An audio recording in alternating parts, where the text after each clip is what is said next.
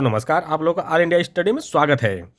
तो आइए आज हम पढ़ेंगे हिंदी सीटेट में पूछे जाने वाले महत्वपूर्ण प्रश्न, पैडागोजी सेक्शन। तो प्रश्न नंबर 1 देखते हैं क्योंकि समय ज़्यादा नहीं रह गया है, ठीक ना। सुपर फास्ट रिवीजन जरूरी है। प्रश्न नंबर 1 देखते हैं, भाषा का प्रयोग। ऑप्शन नंबर 1 है केवल पाठ्य पुस्तक में होता है, बी है केवल मुद्रित सामग्री में होता है, और सी है जीवन के विभिन्न संदर्भों में होता है, और डी है केवल परीक्षा में होता है। तो देखिए इसका जो सही जवाब हो जाएगा जीवन के विभिन्न संदर्भों में होता है, ठीक ना।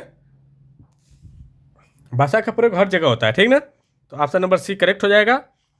प्रश्न नंबर 2 देखते हैं, बच्चे विद्यालय आने से पहले। ऑप्शन नंबर 1 है अपनी भाषा की नियमबद्ध व्यवस्था की व्यवहारिक कुशलता के साथ आते हैं, बी है कोरी स्लेट होते हैं, सी है भाषा का समुचित उपयोग करने में समर्थ नहीं होते हैं, और डी है भाषा के चारों कौशलों पर पूर्ण अधिकार रखते हैं। तो देखिए जब बच्चे विद्यालय आने से पहले वो कैसे होते हैं, अपनी भाषा की नियमबद्ध और व्यवस्था की व्यवहारिक कुशलता के साथ आते हैं, ठीक ना। तो ऑप्शन नंबर ए बिल्कुल करेक्ट हो जाएगा। प्रश्न नंबर 3 देखते हैं, भाषा है ऑप्शन नंबर ए विद्यालय में ही सीखी गई जाती है, बी है एक नियमबद्ध व्यवस्था है, सी है सदैव व्याकरण के नियमों का ही अनुगमन करती है, और डी है नियमों की जानकारी से ही निखरती है। तो ऐसी कोई बात नहीं है, एक नियमबद्ध तरीका है या व्यवस्था है, ठीक ना। तो ऑप्शन नंबर बी करेक्ट हो जाए बिल्कुल। अगला देखेंगे क्वेश्चन, प्रश्न नंबर 4, भाषा सीखने के लिए कौन सा कारक सर्वाधिक महत्वपूर्ण है। ऑप्शन नंबर ए भाषा के व्याकरणीय नियम, बी है भाषा की पाठ्यपुस्तक, सी है पाठ पर आधारित प्रश्नोत्तर, और डी है समृद्ध भाषिक वातावरण। तो देखिए जो सबसे बढ़िया नियम है यह समृद्ध भाषिक वातावरण। तो ऑप्शन सही जवाब हो जाएगा option number D. Super fast revision हो रहा है क्योंकि समय ज़्यादा नहीं बचा है, तो आप लोग ध्यान से पढ़िए। प्रश्न नंबर 5 है, नीचे दी गई भाषाओं में श्याम सुंदर दास की परिभाषा कौन सी है। ऑप्शन नंबर है भाषा ध्वनि संकेतों का व्यवहार करता है या व्यवहार है, बी कह रहा है भाषा संसार का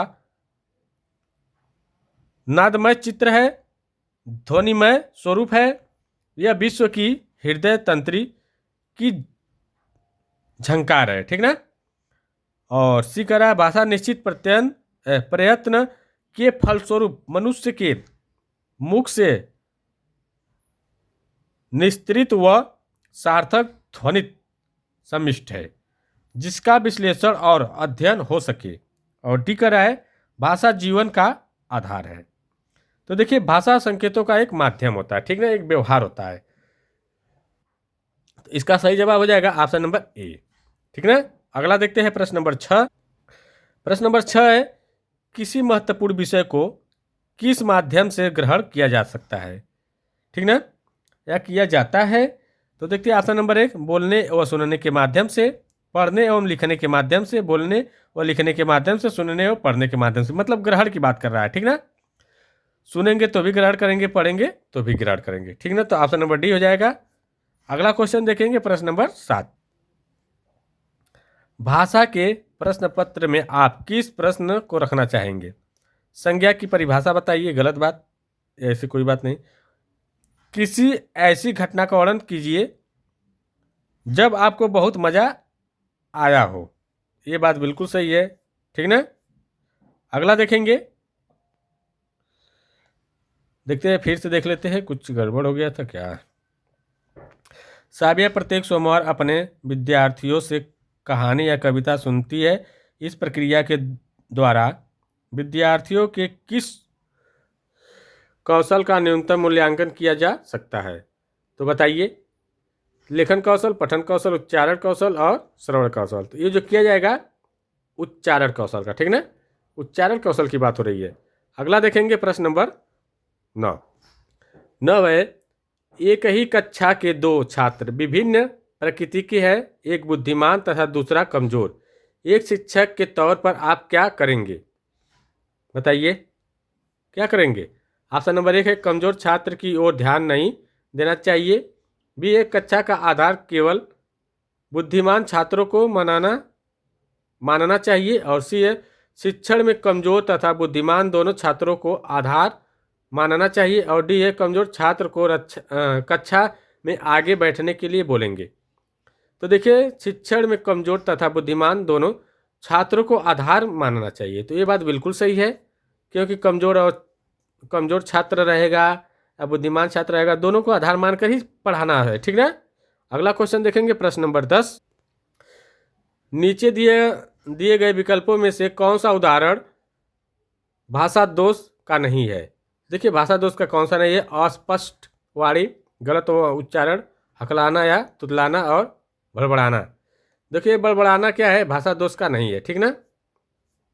अगला देखेंगे, प्रश्न नंबर 11 है, भाषा सीखने में मातृभाषा का व्यवघात पूर्ण रूप से होता है? नहीं, नहीं होता है, आंशिक रूप से होता है। तो देखिए जो मातृभाषा का व्यवघात होता है वो होता है, ठीक ना। क्या है? होता है। ऑप्शन नंबर सी हो जाएगा। अगला देखेंगे, प्रश्न नंबर 12। भाषा सीखने में होने वाली त्रुटियों के संदर्भ में कौन सा कथन सत्य नहीं है। तो देखिए त्रुटियां अस्थायी होती है, और बी है भाषा सीखने में होने वाली त्रुटियां अस्थायी होती है। सी है भाषा सीखने में होने वाली त्रुटियां यह समझने में मदद करती है कि बच्चे के मस्तिष्क में क्या चल रहा है। और डी है त्रुटियां सीखने सिखाने की प्रक्रिया का अभिन्न अंग है। तो देखिए जो है भाषा सीखने में होने वाली त्रुटियां अस्थायी होती है। भाषा सीखने में वाले में जो त्रुटियां होती है वो अस्थायी होती है। तो ऑप्शन नंबर बी करेक्ट हो जाएगा। देखिए क्योंकि नहीं लिखा है इसलिए। त्रुटियां जो जब भाषा सीखी जाती है ना तो धीरे धीरे वो त्रुटियां खत्म हो जाती है, लेकिन यहाँ पर पूछा है नहीं, इसीलिए अस्थायी होती है, मानना पड़ेगा, ठीक ना। अगला देखेंगे, प्रश्न नंबर 13, पाठ के अंत में अभ्यास और गतिविधियां का उद्देश्य नहीं है। नहीं है क्वेश्चन पूछा है, देखिए ध्यान दीजिएगा। तो ऑप्शन नंबर 1 है सृजनात्मकता का विकास करना, बी है बच्चों को अभिव्यक्ति के अवसर प्रदान करना, सी है प्रश्नों के उत्तर सरलता से याद करवाना, और डी है भाषा का विस्तार करना। तो देखिए इसका जो सही जवाब क्या हो जाएगा, प्रश्नों के उत्तर सरलता से याद करवाना।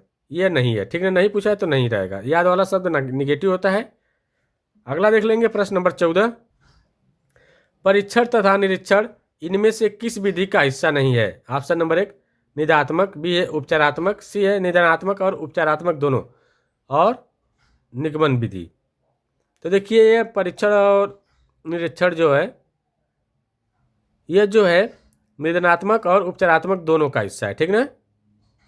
कह रहा है किस विधि का हिस्सा है, हिस्सा पूछ रहा है ना, एक ही का होगा ना भाई, कोई निदानात्मक का है, ठीक ना। निदानात्मक परीक्षण करेंगे तो निदान करेंगे, ठीक ना। अगला देखेंगे, प्रश्न नंबर 15, इनमें से कौन सा कार्य उपचारात्मक शिक्षण में नहीं करना चाहिए।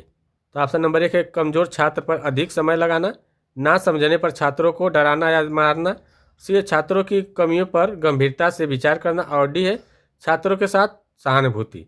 तो ये देखिए ना समझने पर छात्र को डराना या मारना ये नहीं करना चाहिए, ठीक ना। तो इससे क्या होगा, छात्र और डर जाएगा। तो ऑप्शन नंबर बी करेक्ट हो जाएगा। देखिए वीडियो अच्छी लगी हो चैनल को लाइक कर दीजिए, शेयर कर दीजिए, सब्सक्राइब कर दीजिए, क्योंकि सुपर फास्ट क्लास करना जरूरी है, क्योंकि समय नहीं बचा हुआ है इसलिए, ठीक ना। तो अब मिलते हैं अगले वीडियो में, तब तक के लिए नमस्कार।